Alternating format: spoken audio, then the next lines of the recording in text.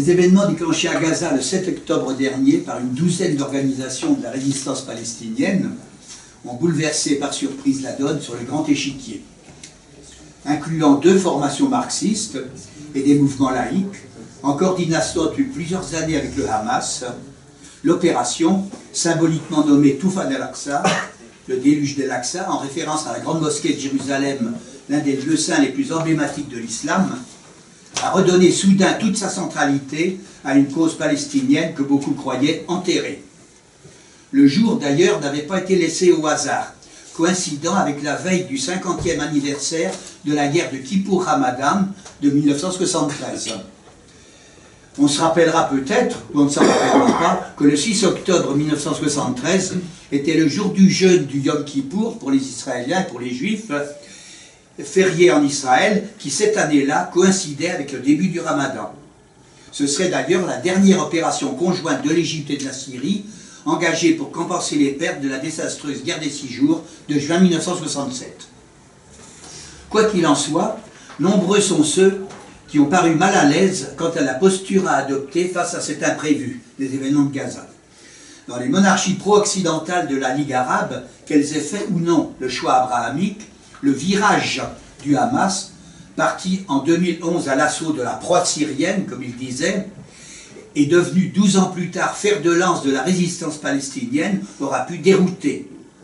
Que dire de l'Occident, où nos élites ont volontiers un problème d'approche ou d'accroche avec les Arabes et les musulmans. D'autant plus que le contexte mondial n'est plus du tout à la sérénité.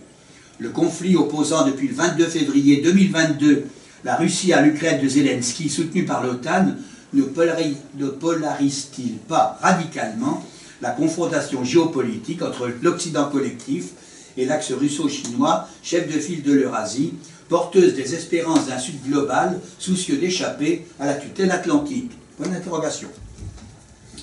Du côté d'Israël et de l'Occident collectif, on a vite perçu le danger et l'on s'est hâté d'en circonscrire l'ampleur par une manipulation et une guerre de l'info sans précédent, selon la vieille technique du saucissonnage. C'est pas de la charcuterie, qui consiste à isoler totalement un problème qui dérange, c'est-à-dire n'importe lequel pour les grandes démocraties autoproclamées. Il suffit d'en déterminer la date de déclenchement pour éliminer les causes et de faire abstraction de tout le contexte afin d'éviter toute explication dérangeante. C'est simple, c'est simpliste même, mais ça fonctionne. Le mainstream et nos autorités de l'axe du bien n'y voient que des avantages pour brider l'opinion par le lavage de cerveau et l'omerta, divisant le monde entre bons et méchants. Jusqu'à aujourd'hui, il est flagrant qu'à la différence de la guerre d'Ukraine, où chacun a fini par trouver ses marques, la guerre en Palestine n'est abordée qu'avec gêne, et l'on veille à ne pas prendre de risques dans l'expression. Les grandes démocraties, France en tête, apportent un soutien absolu à Israël, et nos gouvernants n'hésitent pas à porter atteinte aux libertés de pensée et d'expression par le biais de poursuites judiciaires sans précédent quand elles sont iniques et liberticides. Dans ce contexte, les commentateurs restent laconiques, y compris dans leur approche de l'avenir.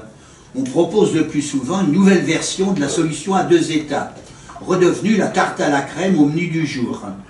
Mais comment la réaliser en l'absence de continuité de l'espace résiduel disponible? Les 8 ou 9% de Palestine qui ont échappé à la colonisation ou à l'annexion étant constitués de confettis qui ne sauraient servir de base à un État quel qu'il soit. Il faudrait que soient expulsés par exemple, manu militari, plusieurs centaines de milliers de colons illégaux. Imagine-t-on une minute qu'un succès soit possible dans les conditions présentes? En fait, on se refuse par principe à évoquer le fond du problème, c'est-à-dire l'usurpation des terres palestiniennes il y a 75 ans, les Arabes autochtones ayant été priés de partir sans droit de retour et de laisser la place aux émigrants juifs venus de toutes parts vers le foyer national octroyé par la communauté internationale. Dans les médias occidentaux, français notamment par ses meurtres en falsification, la guerre a été présentée comme une simple émeute née de nulle part à Gaza. Pas un seul mot de la Nakba, la catastrophe ou l'exode forcé de 1948 lors de la création de l'État d'Israël, la prudence commandant de ne pas revenir sur une tragédie vieille de 75 ans, aussi tragique que les massacres en cours aujourd'hui, bien que l'ensevelissement de la Palestine sous l'État d'Israël ait été accompli sans témoin. Il est pourtant instructif de rappeler ce qui s'est alors passé. Le 29 novembre 1947, le plan de partage de la Palestine, élaboré par le Comité spécial des Nations Unies, créé par l'Assemblée générale des Nations Unies, est approuvé par celle-ci, c'est-à-dire l'Assemblée générale, dans sa résolution 181. Jacques Beau, que tout le monde connaît, je pense maintenant, éminent spécialiste et brillant analyste, qui a décortiqué l'épisode et ses supports juridiques, fait remarquer à juste titre que ce plan, c'est-à-dire le plan de partage, adopté par l'Assemblée générale et non pas par le Conseil de sécurité, n'a en conséquence pas de valeur juridique contraignante. Le document recommande seulement la partition de la Palestine mandataire en 3 entités distinctes.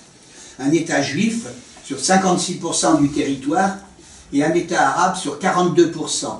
La ville de Jérusalem et sa banlieue, 2% du territoire, étant placée sous contrôle international. Sans préjudice de l'usurpation qui est alors infligée aux Arabes palestiniens, la répartition est donc injuste. D'autant plus que ceux-ci, c'est-à-dire les Arabes palestiniens, représentent alors 70% de la population.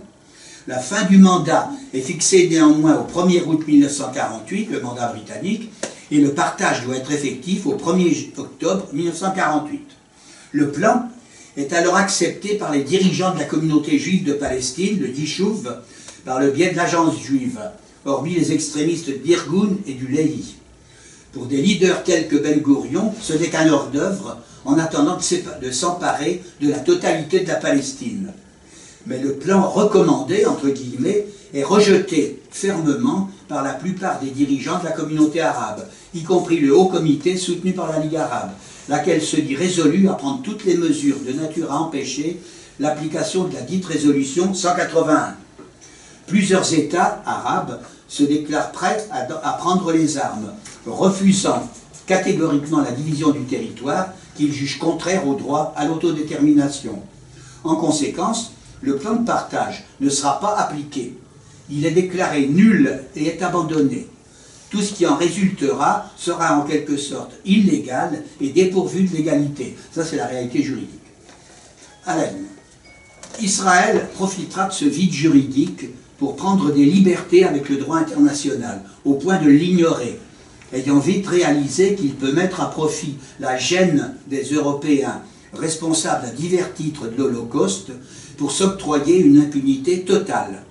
Par dizaines, les résolutions onusiennes du Conseil de sécurité exécutoire ou de l'Assemblée générale non exécutoire seront ignorées et violées par l'État hébreu comme elles le sont aujourd'hui. Comment imaginer dans ces conditions la reprise des accords d'Oslo, qui s'étaient déjà soldés par un échec? Comment même y songer après le génocide actuel, sinon pour berner une fois de plus les Arabes? Comment croire une seconde qu'Israël respectera des engagements qu'il n'a jamais tenus par le passé, le soutien aveugle de l'Occident, États-Unis en tête, lui permettant d'ignorer des dizaines de résolutions, de multiplier les déclarations provocantes jusqu'à aujourd'hui, avec un aplomb qu'il faut bien qualifier d'insolent.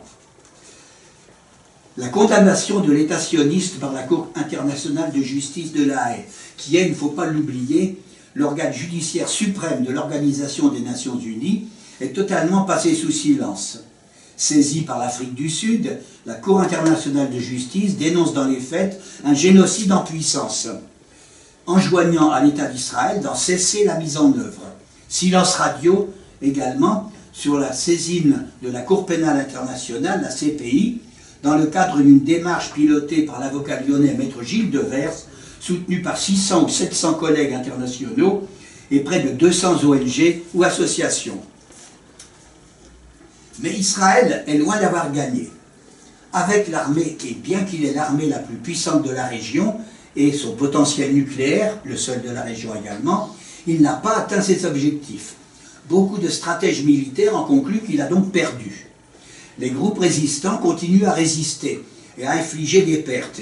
Ils auraient donc gagné.